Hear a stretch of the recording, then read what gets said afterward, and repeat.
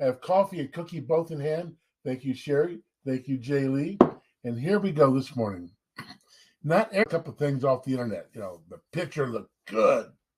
One was like a watch. It looked like real fancy, smancy, with all sorts of knobs on it and everything. Guess what? They were all fake knobs. It was too cheap to be good. And, let's face it.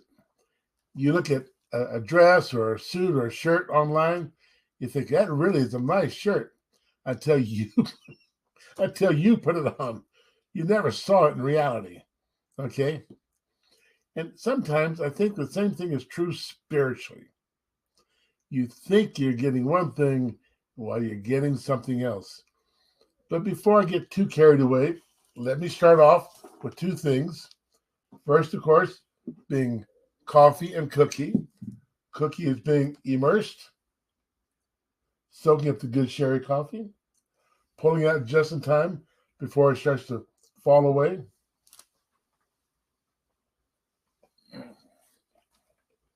Yep.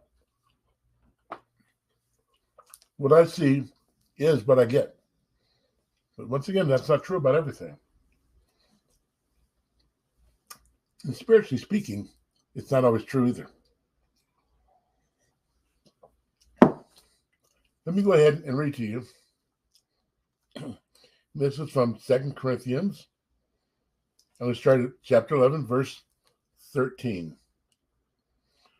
For such are false prophets, deceitful workers, transforming themselves into apostles of Christ. And no wonder, for Satan himself transformed himself into an angel of light. Therefore, it is so great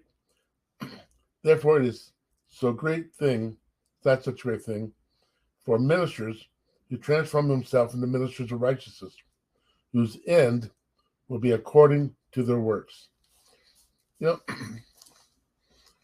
And this is true.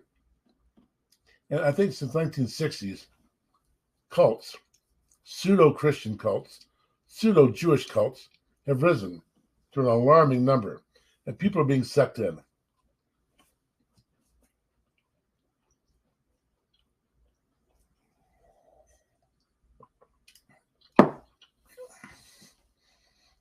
And they really are spiritual.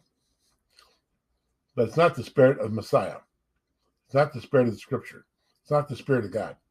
But it's their spirit. People get into witchcraft. They get into it because it's power. At least they perceive it to be power. And what happens? They're looking for something, and the angel of light, Satan, performs it, and thus draws them in. The whole idea, however, of testing.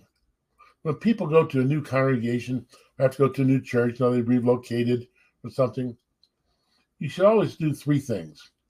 Number one, you ask them about the things that are important to you. Do you have a nursery, or do you have a children's program? Do you have a senior citizen program?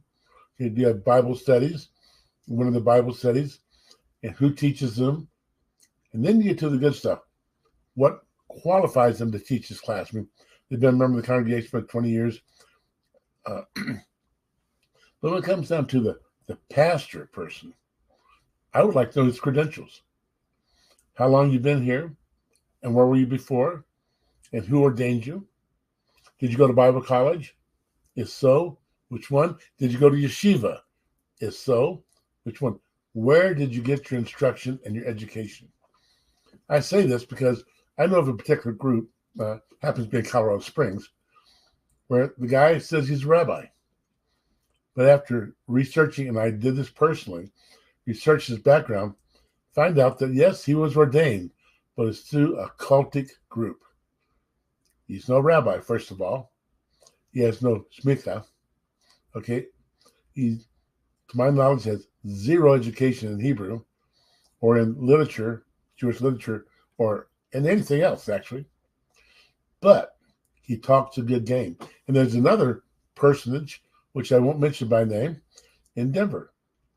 He is not a rabbi, though they call him rabbi, but he does have a degree in sales. He could sell shoes to a snake. You know what?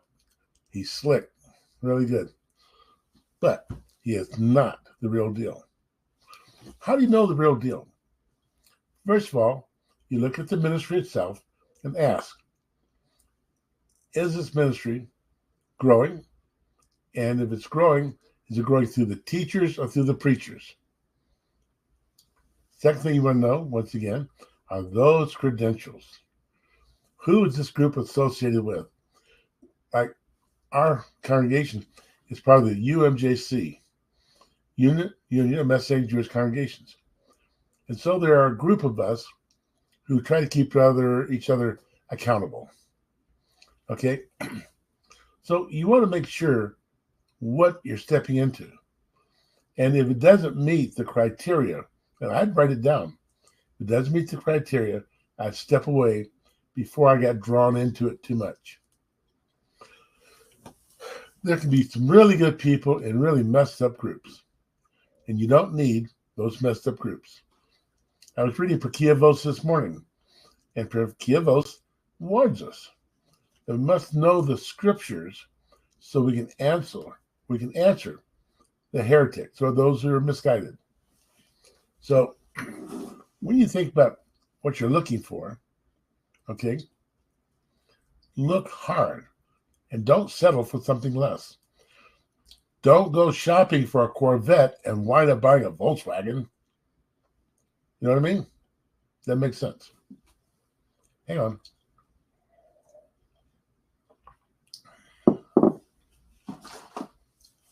One of the unique things about the scripture is Yeshua says, and I believe it's Matthew 23, he says, obey them that sit in the seat of Moses. But don't do as they do. It's an interesting piece of scripture because when you study it, the people sitting in the seat of Moses, the Pharisees, the rabbis, the teachers, whatever, it was all the right stuff they were teaching. But they themselves didn't follow their own teaching. Are you following me? In other words, they were hypocrites. A hypocrite, interesting enough, has to be an educated individual. You can't be unlearned or ignorant and be a hypocrite. You must be knowledgeable of the subject in which you're a hypocrite in. But I find it interesting because Yeshua says, follow the teachings, because the teachings were valid. It's just the practices. And when you look at your teacher, your pastor, your rabbi, does he keep his own teachings? Because if he doesn't, then why would you lay a burden, and this is what Yeshua was talking about, why would he lay a burden upon you that he himself doesn't do? Now, you got to watch closely, ask questions, and don't be afraid to ask questions. Okay? Make sure you're getting what you're paying for. If I go to a car lot and buy a new car or a used car, okay, I want to know exactly what I'm getting for the money. So if I know if I'm going to buy a 2004 BMW Z4, I know what I want it to be. Now I got to figure out what I'm really getting. And if it's tolerable, if it's within that range in which I'm willing to bend a little bit, that's okay. But if it's not what I'm really looking for, let me give an example once again, using this BMW business. I drove a Z4 and a Z3. I really like the way the Z3 looks more than the Z4. But when I got into the Z3, it just had no power. Got the Z4. Well, that was a completely different story. So I bought a Z4. I know it's just crazy, but think about it for a moment. We do this with natural things.